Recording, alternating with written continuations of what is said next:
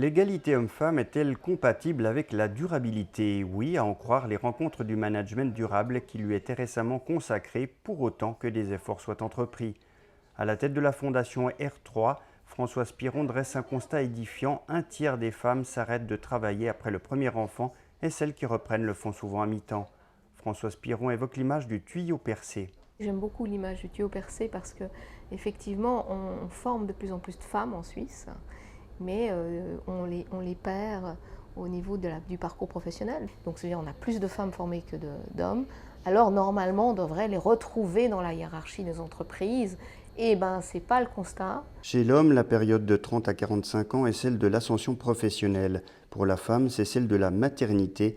La maternité constitue donc clairement et malheureusement un frein à la carrière professionnelle des femmes. Deux représentants d'entreprises sont venus témoigner de leurs pratiques en la matière, L'Oréal Suisse et les Randes Genevoises.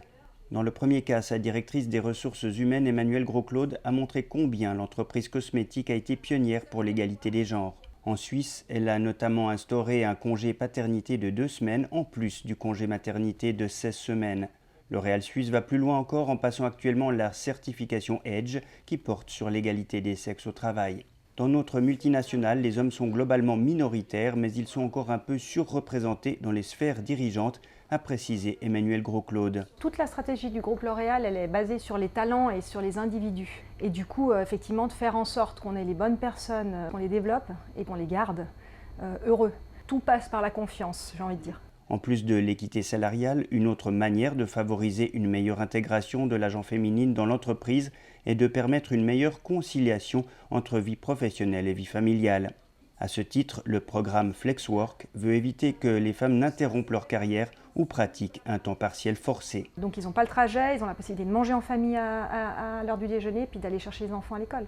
De leur côté, les Randes genevoises misent sur un management pratique basé sur les compétences de chaque collaborateur, se félicite le directeur général Pierre Zumwald. Ce qui fait que la notion de durabilité fait partie intégrante de notre culture. C'est vraiment la compétence qui est au centre, la compétence équivalente, salaire équivalent. On le voit, les jeunes qu'on engage aujourd'hui ont un comportement par rapport à toutes ces thématiques, l'égalité, la prévoyance, la longévité, qui est très différente de celle que j'avais au même âge. Et donc je pense que ça peut bouger assez vite.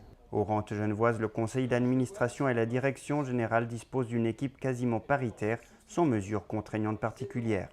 En résumé, la marge de manœuvre diffère évidemment selon la taille des entreprises, mais l'essentiel est d'œuvrer pour une meilleure parité. En effet, les femmes ont un niveau de formation élevé qui a nécessité un investissement conséquent pour la société. Alors que la Suisse est confrontée au vieillissement démographique, ne pas mieux utiliser leurs compétences constitue un véritable gâchis. Les entreprises ont un rôle à jouer en mettant sur pied des politiques d'égalité destinées aussi bien aux hommes qu'aux femmes, permettant de tirer le meilleur parti de la ressource précieuse que constituent les compétences des femmes.